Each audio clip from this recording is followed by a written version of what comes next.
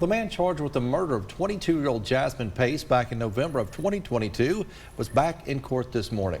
News 12's Nick Hill was there to observe the proceeding at the Hamilton County Courthouse as we learned about a pivotal decision in this case. Tell us about it, Nick.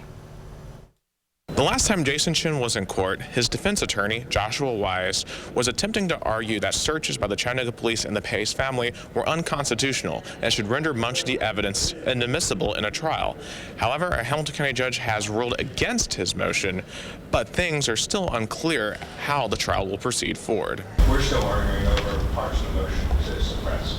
This matter isn't ready to be tried next month. Weiss says he has more pretrial motions he wants Hamilton County Judge Boyd Patterson to hear in the wake of the judge's decision to not suppress evidence. The attorney had argued that a series of 6 searches in the 2 months after Jasmine Pace's murder had violated Jason Chen's 4th Amendment right against unreasonable search and seizures. However, Judge Patterson, in an 11-page ruling, says at no time in his legal opinion did the Pace family become a state actor, as the judge said their personal motivations to find their daughter were independent of any advice given by police. Additionally, Judge Patterson wrote that the first entry by free Chattanooga police officers without a warrant is protected under Tennessee's protective sweeps law, essentially allowing police to conduct a search when there is reasonable fear for their safety.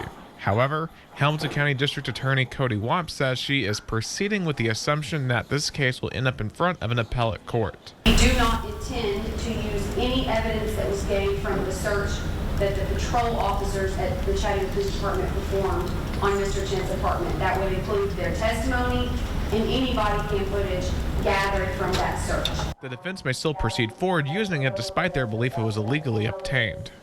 Clear as day what the body cam of the officers looked like and what the CSU photos looked like, and that it is relevant to this matter.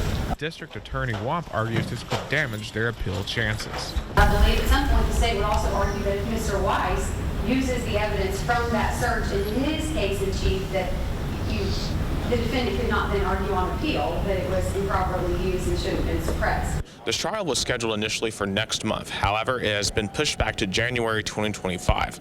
In its place, a hearing on new motions will take place instead in September. Reporting from the Hamilton County Courthouse, Nick Hill, News 12.